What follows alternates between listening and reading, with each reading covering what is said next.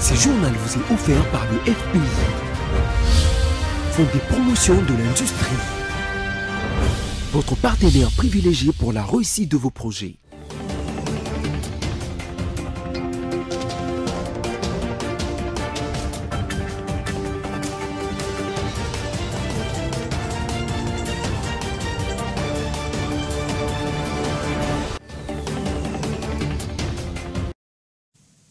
Vous êtes sur BC Télévision et vous avez raison. Bienvenue dans cette nouvelle édition du journal. Tout de suite, les sommaires.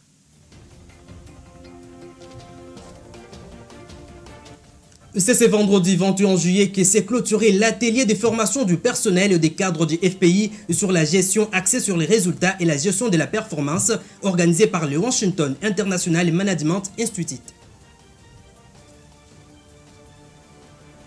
L'histoire du coach congolais Andy Magloire Futila appartient désormais au passé. L'ancien entraîneur du tout-puissant Mazembe est mort ce vendredi de suite d'une grave maladie qui l'avait conduit aux urgences. Encore une fois, bienvenue si vous nous rejoignez. Le ministre de l'enseignement primaire, secondaire et technique, Tony Mwaba Kazadi, a lancé officiellement les travaux d'évaluation d'addendum au protocole d'accord de Bibois, signé le 21 novembre 2021 entre le gouvernement congolais et le banque syndical de l'EPST. Suivez. Ils sont tous présents dans cette salle des réunions de Mbouela-Loge à Kisantu, dans la province du Congo central, qui est devenue un endroit habituel dans les cadres du dialogue permanent instauré par le ministre Tony Mwaba Kazadi. Le gouvernement congolais et le banc syndical de l'enseignement primaire, secondaire et technique sont appelés à évaluer l'addendum au protocole d'accord de Bibois, signé le 21 novembre 2021 entre les deux parties. Ces assises qui débutent ce jeudi 20 juillet 2023 se démarquent cette fois dans la représentativité des organisations syndicales venues de toutes les provinces de la République démocratique du Congo. Unis comme un seul homme, ce syndicaliste ne jure que par le respect strict des engagements pris par le gouvernement de la République, comme l'a fait remarquer Godefroid Matondo, porte-parole de l'intersyndicale du syndicat des enseignants de l'EPST. L'heure n'est plus à une quelconque négociation. Nous osons croire que le gouvernement de la République doit répondre illico presto au préalable CEO éclairé avant le déroulement de la présente assise. Une véritable détermination de représentants des enseignants qui annonce des discussions très intenses avec la représentation gouvernementale. Le ministre de l'EPST qui a pris la parole en dernier a appelé le syndicaliste à une participation responsable et surtout à éviter le jugement avant de dire droit. Le professeur Tony Mwaba a promis à ses délégués syndicaux des résolutions satisfaisantes à la fin de ces assises, gage d'une meilleure rentrée scolaire. Le patron de l'EPST a aussi remercié le syndicaliste au nom de tous les enseignants du pays pour leurs efforts et leur attitude responsable qui ont favorisé une année scolaire 2022-2023 apaisée.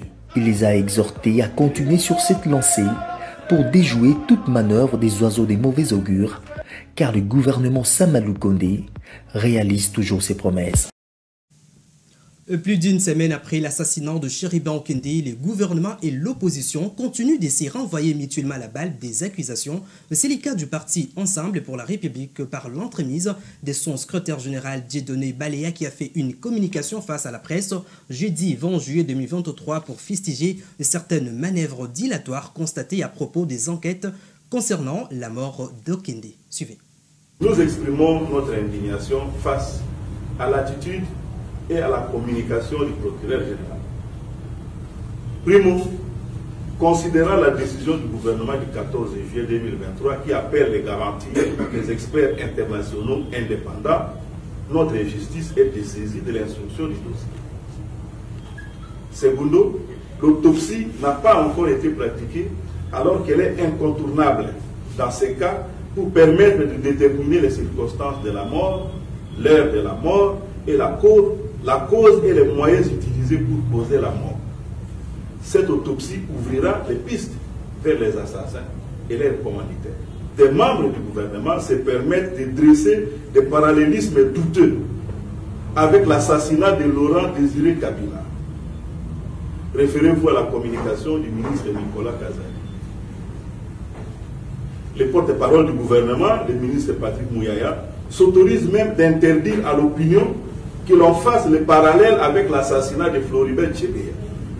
Pourtant, les similitudes sont flagrantes avec ce dernier cas. Invitation au siège d'une institution publique, pour l'un, la police, pour l'autre, la Cour constitutionnelle. Oui, disparition et corps retrouvés dans un véhicule, mise en scène douteuse avec des traces incontestables d'assassinat. On s'interroge, on cherche à savoir pourquoi une telle agitation. Les gens n'ont-ils pas leur conscience tranquille? Va-t-on servir à l'opinion une version éloignée de la vérité pour protéger qui?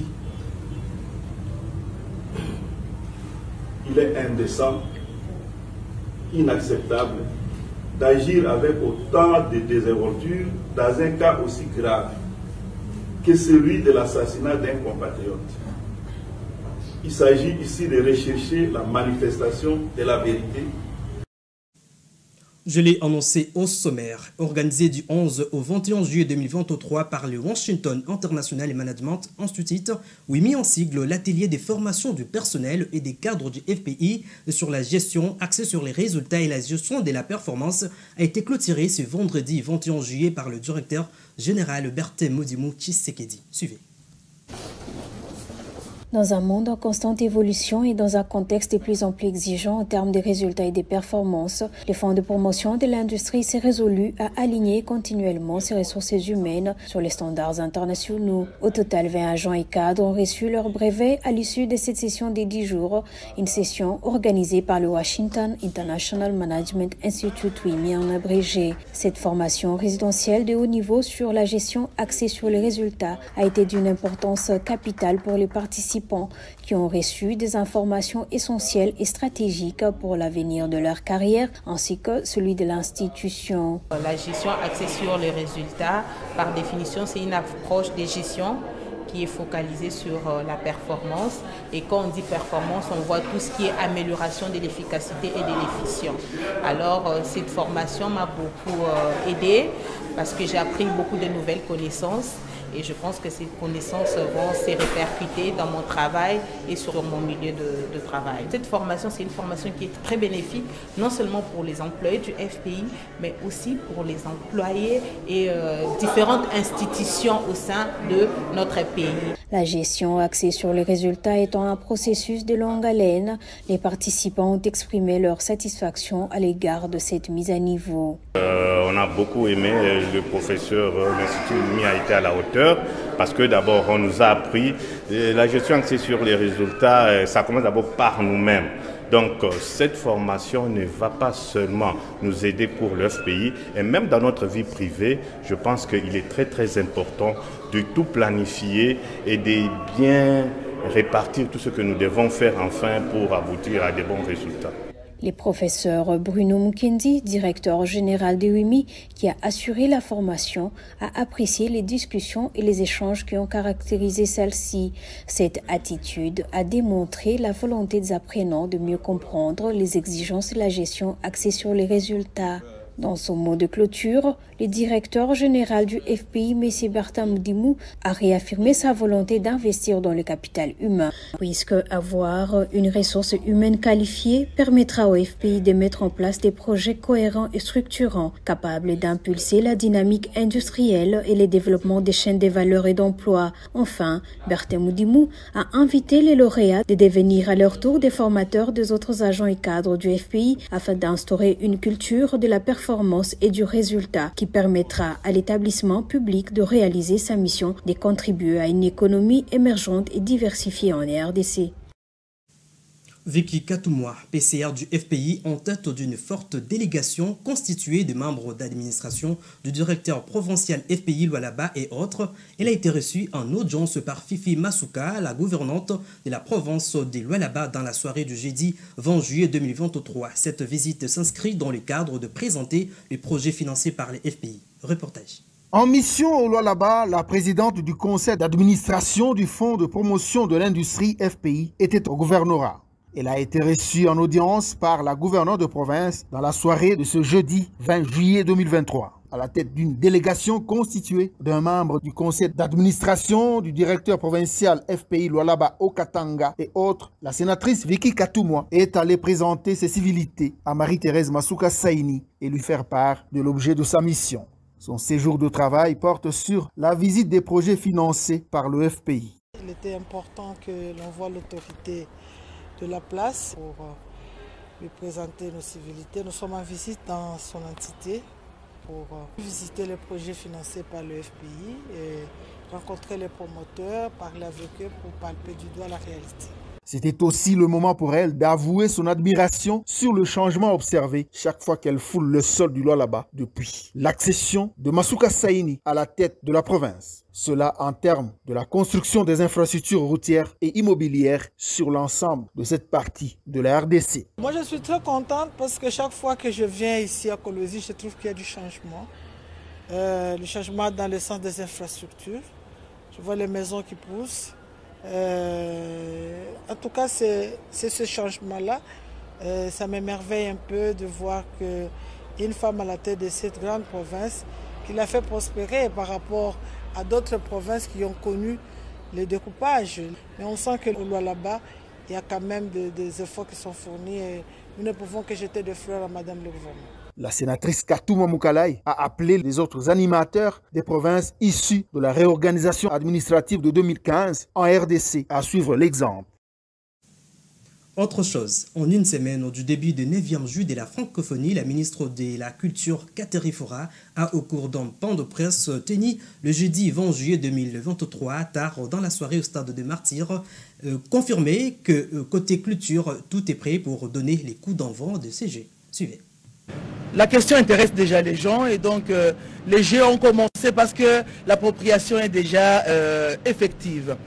Qu'est-ce que nous sommes en train de préparer pour les Jeux de la francophonie, nous de la culture? C'est depuis l'année 2019 qu'il y a eu ce qui a été appelé un cahier des charges qui avait été signé entre la RDC et les comités internationaux de Jeux. Nous avons souscrit pour 11 disciplines prévues dans l'organisation des Jeux de la francophonie. Et donc pour la question de la culture, 11 disciplines sont déjà concernées. Nous avons souscrit pour ces 11 disciplines. Il s'agit de la chanson. Il y a la danse de création qui est la danse de scène qui se passe dans une salle. Nous avons conte et conteur. Il y a la peinture, la sculpture, installation, qui est cette sculpture qui se fait avec les gens dans l'espace d'architecture. Il y a la photographie, la danse hip-hop, qui est différente de la danse des scènes. La danse hip-hop, c'est la danse qui se passe sur la route, la danse des rues. Il y a jonglerie avec ballon, il y a les marionnettes géantes, il y a la création numérique et enfin la littérature nouvelle. La littérature nouvelle, elle est différente de la littérature tout court parce que c'est la littérature d'actualité, la littérature de ce qui est très réduit, là où on fait des récits très brefs. Et c'est la nouveauté dans ce qui est en train de se faire.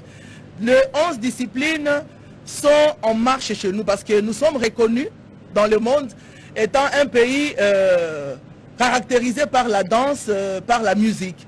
Mais nous avons souscrit pour les 11 disciplines parce que nous voulons montrer au monde notre capacité et nos différents talents. Surtout, montrer que nous avons ce que nous devons vendre au monde. En dehors de la danse et de la musique, nous avons des talents. Vous avez corrigé avec moi, c'était au cours d'un briefing et non d'un point de presse. Les diplomates français, suisses, canadiens et sénégalais ont le jeudi 20 juillet 2023 visité les infrastructures de jeux de la francophonie du stade de Martyrs du Tata Raphaël Anchita au site des athlètes à l'Unikin. Reportage. Compte à rebours déjà lancé, il était temps de faire un état de lieu des infrastructures avec les ambassadeurs des pays participants au 9e jeu de la francophonie. François-Claude Kaboulo, Moana Kaboulo, ministre des Sports, Patrick Mouyaya, ministre de la Communication, étaient de la délégation menée par Christophe Lutundula, vice-premier ministre, ministre des Affaires étrangères. En compagnie de leurs hôtes, les autorités congolaises ont sillonné tous les sites devant abriter les Jeux, partant du terrain annexe du Stade des Martyrs de la Pentecôte avec sa belle pelouse naturelle, les gymnases tout fraîchement construits, passant par le Stade Tata Raphaël, désormais centre névralgique des activités. Ici aussi, les travaux vont bon train. Le gymnase dédié aux arts martiaux est fin prêt, on place déjà les structures qui accueilleront les tatamis.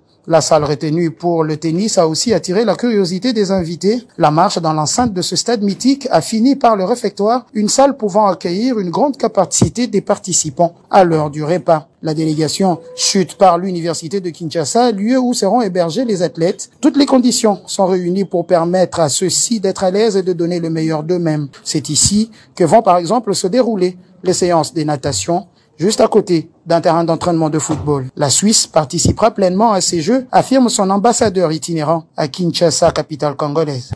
Oui, la Suisse a confirmé dès le début, on aura des athlètes et des artistes qui vont venir et je me réjouis aussi de pouvoir les accueillir ici, des jeunes hommes et femmes qui viennent ici, voilà, dans l'athlétisme, dans les compétitions culturelles, afin de se mesurer aussi avec tous nos pays amis au sein de la francophonie pour avoir ces Jeux ici à Kinshasa. L'État congolais, qui tenait mordicus à une organisation idéale de ces Jeux de la francophonie, n'a pas lésigné sur les moyens. Nous avons fait un effort considérable pour un pays qui est confronté à des problèmes de développement, d'amélioration de conditions de vie de ses populations. Donc c'est un effort considérable. Le défi, évidemment, c'est après les Jeux, quelle est la gestion qu'on va assurer de ces infrastructures pour à la fois qu'elles soient gardées et qu'elles apportent de la valeur ajoutée au sport national. Par ailleurs, certaines délégations présentes à Kinshasa vivent déjà dans toutes ces commodités et dans la chaleur des Jeux. Parlons des législatives en Espagne. Convoquées au beau milieu de l'été des élections législatives en espagnol, des dimanches ont forcé plus de 2 millions d'électeurs à voter par correspondance, vacances oblige, une particularité qui nourrit l'idée d'une supposée manipulation exploitée par la droite et l'extrême droite. Reportage. Serein, il croit en son moment. Alberto Núñez Feijóo, le chef du Parti populaire, en a d'ailleurs fait son slogan de campagne. Nous sommes à un pas du changement, de l'illusion à l'espoir pour l'Espagne. Mais si les sondages le donnent gagnant, pas sûr que le Parti populaire puisse gouverner seul. Et une alliance avec l'extrême droite de Vox n'est plus un tabou. Les deux formations ayant conclu des pactes dans 140 villes lors des dernières municipales au mois de mai, une situation qui met Alberto Núñez Feijóo mal à l'aise. Si, comme cela semble être le cas, le Parti populaire gagne et a plus ou moins besoin de Vox pour former un gouvernement, il devra répondre aux attentes de l'opinion publique. Feijóo a déclaré l'autre jour dans une interview qu'il parlerait aux dirigeants socialistes. Eh bien, il faudra qu'il le fasse. Les socialistes qui, eux, croient encore en leur chance. Le Premier ministre sortant, Pedro Sánchez, a tenté un coup de poker. Fort d'un bon bilan économique, il a convoqué des élections législatives anticipées en plein été. Il joue sur l'épouvantail de Vox pour mobiliser son électorat, dont une grande partie serait encore indécis. Inlassablement, à chacun de ses meetings, il rappelle les propositions anti-LGBT+, ou encore la volonté de la formation d'extrême droite de sortir d'accords internationaux contre le réchauffement climatique. Nous allons gagner ces élections parce que le Parti populaire arrive complètement épuisé. Et nous, c'est la remontada. Est-ce que cela sera suffisant pour espérer rester au pouvoir? Réponse dimanche, à l'issue du scrutin. Mauvaise nouvelle pour les sportifs du Congo. L'entraîneur congolais Andy Magloire Futila vient de rendre l'âme aux premières heures de ce vendredi 21 juillet 2023 aux cliniques universitaires de Kinshasa à l'âge de 62 ans. Reportage. La triste nouvelle a été confirmée par les tout-puissants Mazembe. Le football congolais a perdu un de ses monuments, Andy Magloire Futila, ancien coach du tout-puissant Mazembe, vainqueur de la Ligue des Champions en 2009 et récemment membre du staff technique jusqu'au mois de mai de 2023. Le technicien congolais a laissé des empreintes dans plusieurs clubs dans son pays. Un parcours qui fait de lui l'un des visages le plus valorisé dans le secteur du football congolais. Durant sa carrière, Andu Magloire a essuyé le banc de plusieurs clubs congolais, notamment l'ASV Club, Sa Majesté Sangabalende, groupe Bazano, d'Henri Club Motema Pembe, Asidi Bumba et les tout récents, les tout-puissants Mazembe, avec lesquels il a disputé la dernière campagne de la Coupe des Confédérations CAF éliminée en phase de groupe. Il est décédé à l'âge de 62 ans de suite d'une grave maladie qui l'avait conduit aux urgences aux cliniques universitaires de Kinshasa depuis les dimanches.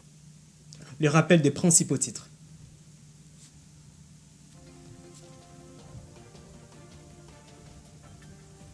Clôture ce vendredi de l'atelier de formation du personnel et des cadres du FPI sur la gestion axée sur les résultats et la gestion de la performance organisée par le Washington International Management Institute.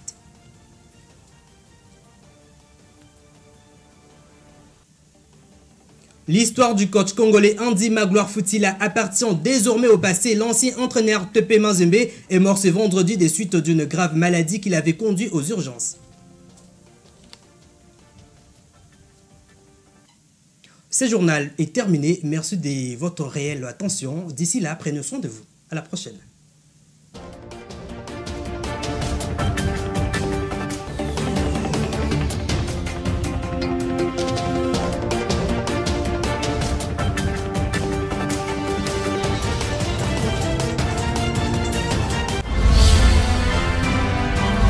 Ce journal vous a été offert par le FPI. Des promotions de l'industrie. Votre partenaire privilégié pour la réussite de vos projets.